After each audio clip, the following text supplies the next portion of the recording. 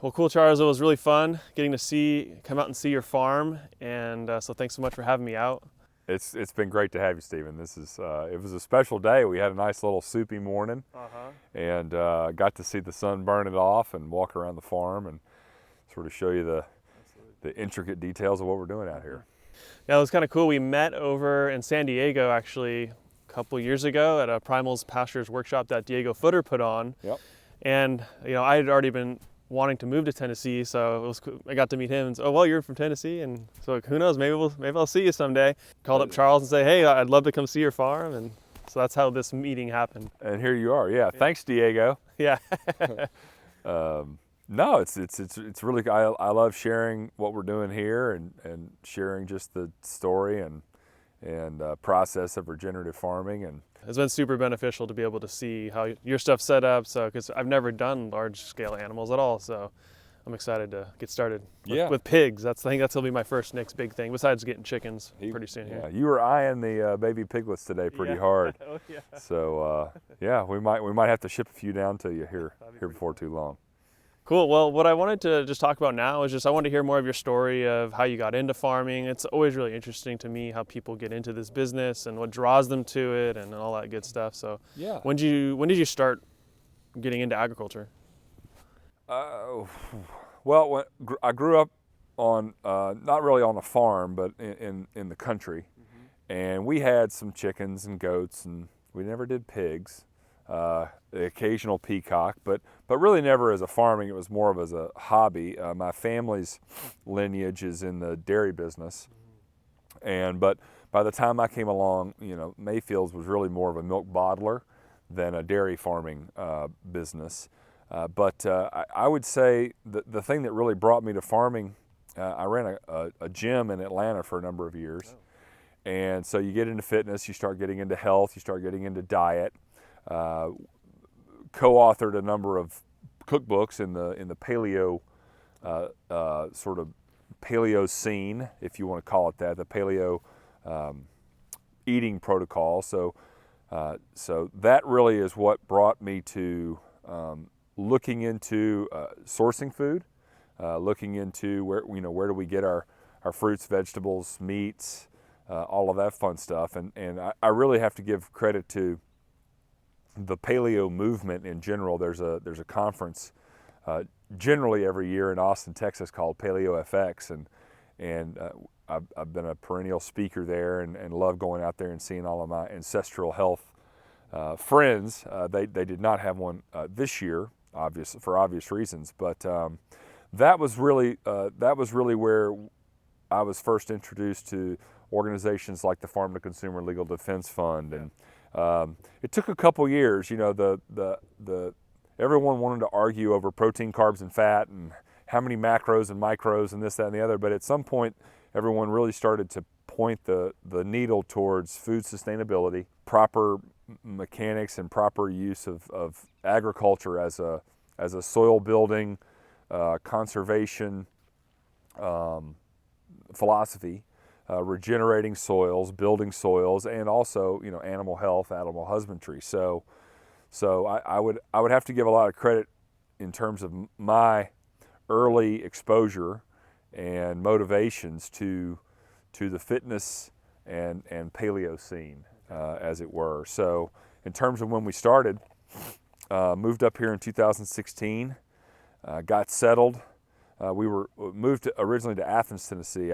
This year transitioned the farm out to where you see us now in Decatur.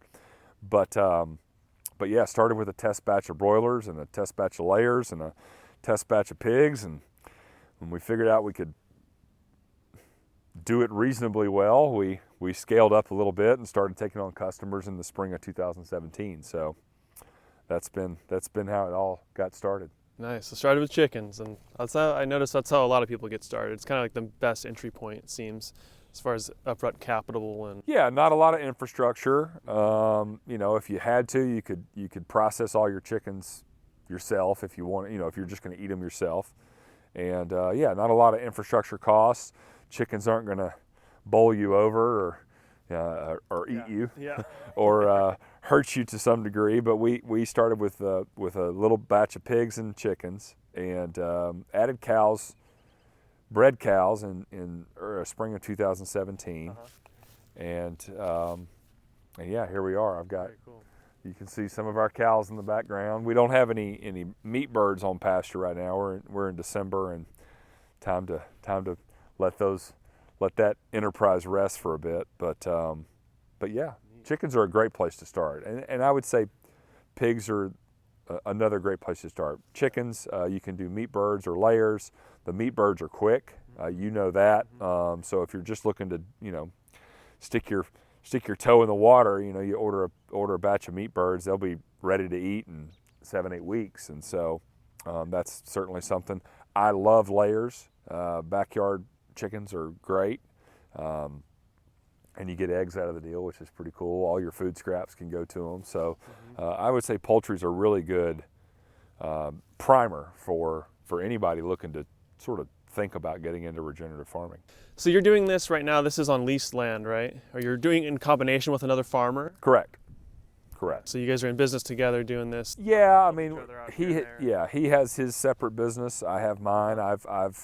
My customer base is a little bigger than Dave's, so I've been able to move some of his beef through my buying memberships. He's benefiting from my all the poop from my animals. We're building more soil, and we help each other out. Dave's been at this for quite some time, and he's incredible.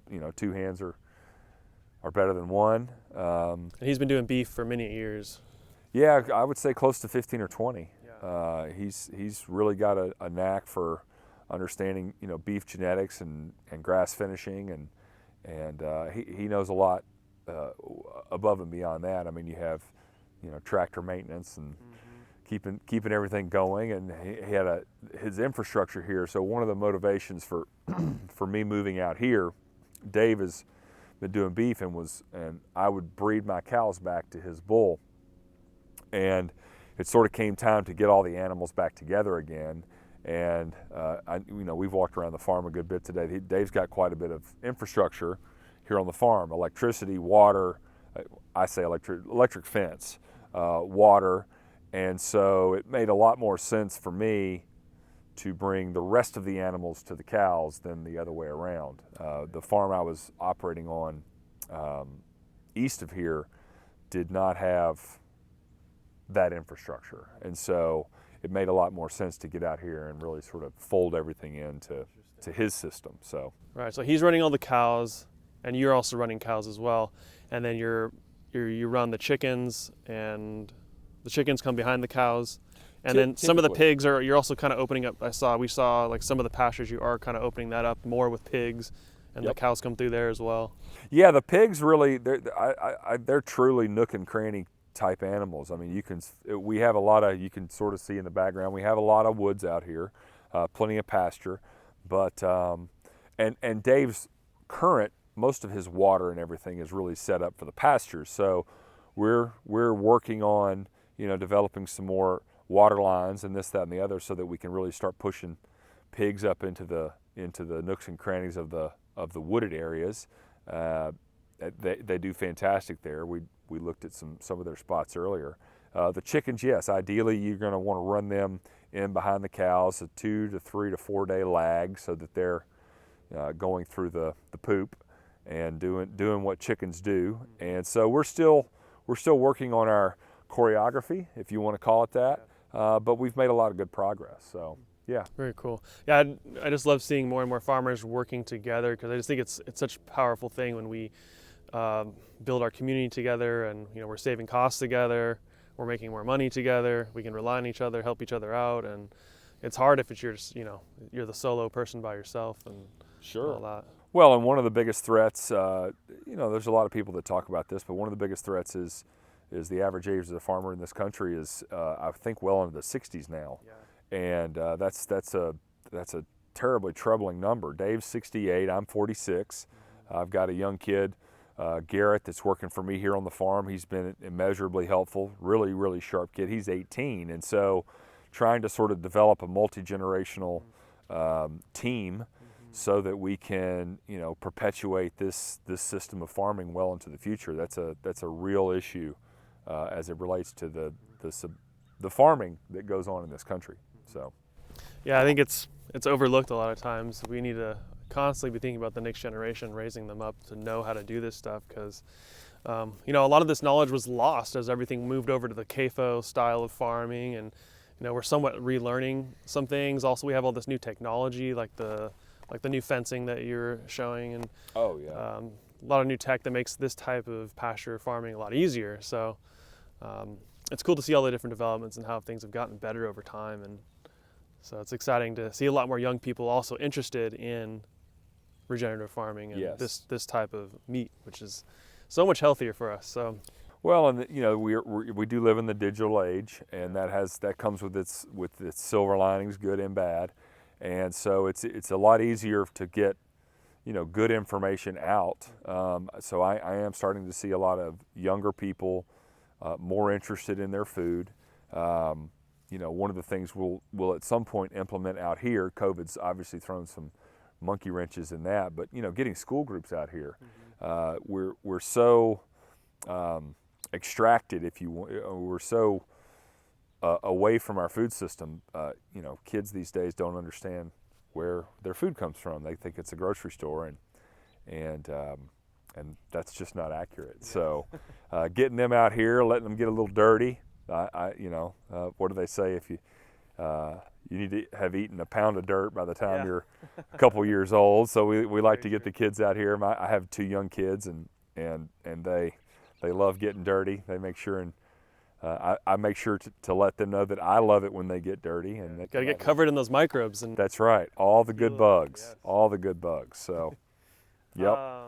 So yeah, it's talking about technology and making things easier. I actually bought a half cow from Charles. I'm really excited to get that in my freezer, and I bought it off of his website. It's pretty seamless, just like buying anything else online. And could you talk a bit about how those kind of online systems have helped you maybe reach more customers, make it easier to sell to customers? Yeah, great question. I use barn to door. There's a number of different what I'm going to call online farm to consumer e-commerce platforms out there. Graze Cart's another one. There's a couple others, but barn to doors, I adopted their system earlier this year. I would say COVID's one of the things that really pushed me into doing that, and man, it was a game changer. I was manually processing orders, manually collecting checks. I mean, just all the little nuanced things that come with a sort of a retail setting. And so yes, now my customers go to our online store and they pick out what they want. In fact, when we're done here, I've got a food drop in Chattanooga today. So we're set up to do sort of a monthly food drop system. We drop in Atlanta, Chattanooga, and Cleveland, Tennessee, and then we have dates for people to come to the farm and pick up food. And again, they order it in advance. But yeah, that when you talk about technology, that technology has been a game changer for us.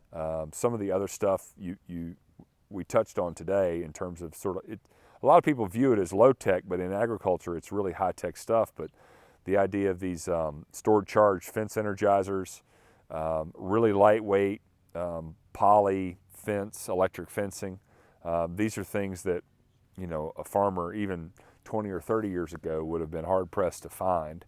And they really allow us to manage our animals in a way that mimics nature. It's good for the animal. It gives us a gas pedal and brake for animal management that's amazing.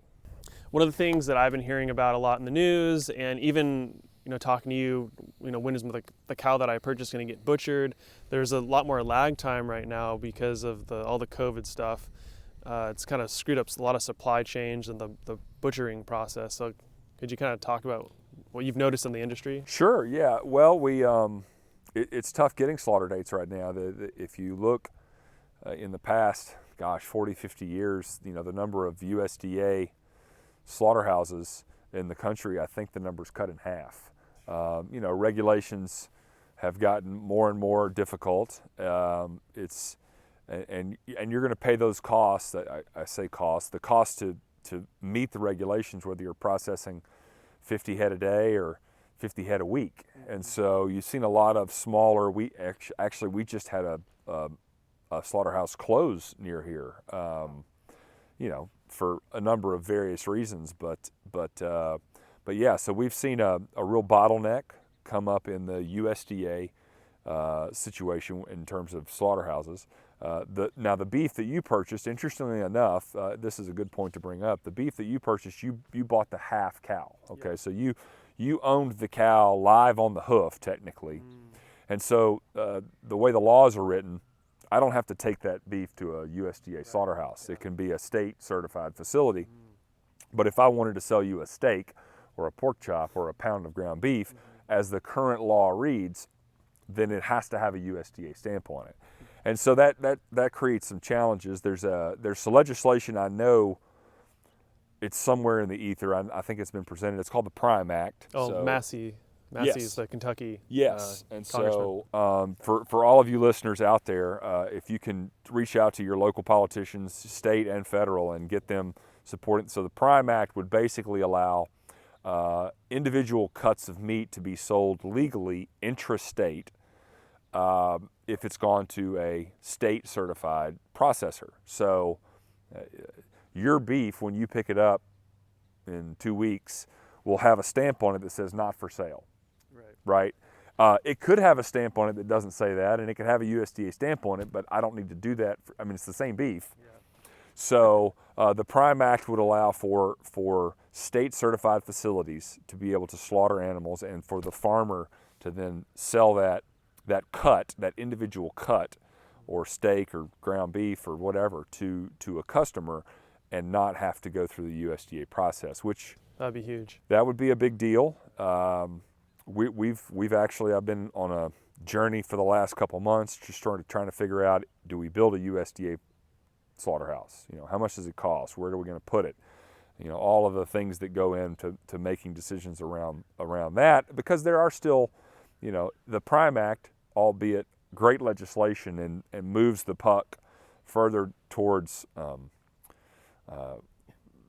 libertarian pragmatism, legitimate competition. Legitimate competition, yeah, that's a great step. But if you want to sell to a restaurant or a school or anything like that, you can't do it without a USDA stamp. So there's a lot of markets that are still closed off to a farmer without a USDA stamp. So hopefully this is the Prime Act is a step in the right direction. A lot of people don't understand how much of our meat in this country comes in on a boat. It's unbelievable, and you really saw this in the early stages of COVID. You saw this in March and April when a lot of the grocery stores were just out of meat. Yeah, they don't have to put where the meat is from. So you could be eating a piece of beef from Brazil or Africa, I think is another place where meat comes from. We get a lot from New Zealand, Australia. We get a lot of meat from outside the U.S. And the trick is, as long as when it comes to the U.S., it spends 1 day in a USDA anointed facility, then they can stamp it product of the U.S. Which if there's truth in advertising, that ain't it. And so a lot of people don't understand where their meat comes from, and that's one of the reasons. The other motivation for really me getting into this, I got 2 young kids, and I understand the health benefits of pasture-raised meat, and I want them to eat it. I want to eat it myself, and so that's the other piece, is just providing the most nutrient-dense, ecologically friendly meat. But that meat ultimately has to go through a slaughter process, and so hopefully cooler minds will prevail at some point, and we can get the Prime Act cranked up.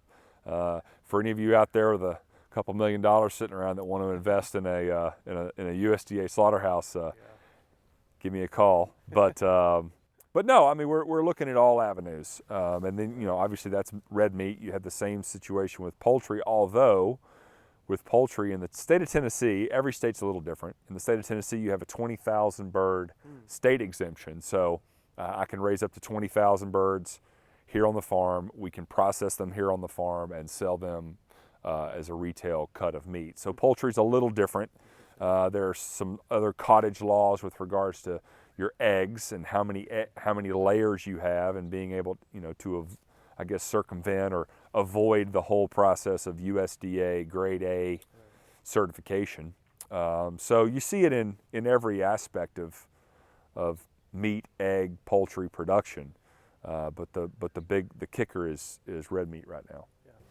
I know one other really good loophole, if you want to call it that, is like a private buying club, so that you can completely circumvent things. And that's I see that as the future for a lot of industries, is making everything private. It's not open to the public, and therefore you don't have to, the public laws don't apply to what you're doing.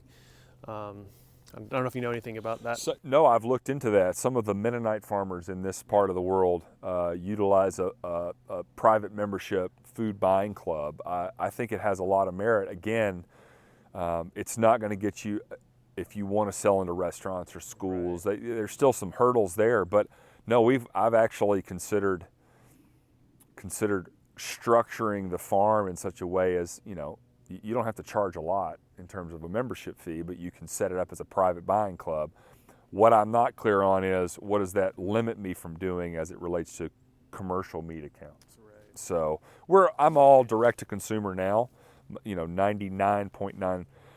Which has been shown to be pretty important with the COVID nonsense, because I just know that for a lot of vegetable farmers who are just going direct to restaurant, they got screwed because all their, and your egg, a lot of your egg accounts for restaurants, so that went away. So just being direct to consumer, you're in more control of what's going on. And even if the government says, oh, you can't do this anymore, well, guess what? I've got a private buying club, and I have all my customers already, and you can't take them from me.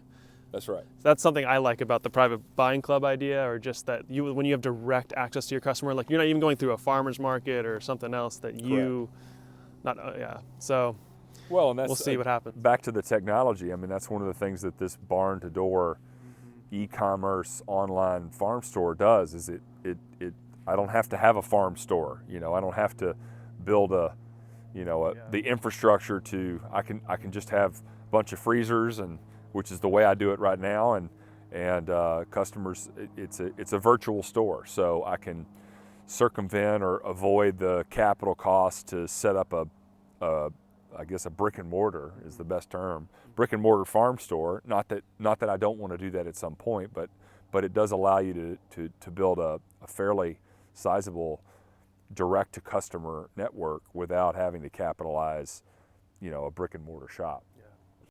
All right, Charles, well, thank you very much for having me out. Learned a ton of things, and I hope that you guys got a lot of beneficial tips and learned some things as well. And looking forward to working more with you in the future, and excited to see where things go. So. Absolutely. No, Stephen, this has been a real treat for me. And again, thank you, Diego, for connecting us years ago. And I know you do a lot of work with Curtis Stone, and Stephen does incredible work in and around the regenerative agriculture community, and it's a real honor to have you out here. And just go find a farmer, shake their hand, and support them. That's the best we can all do.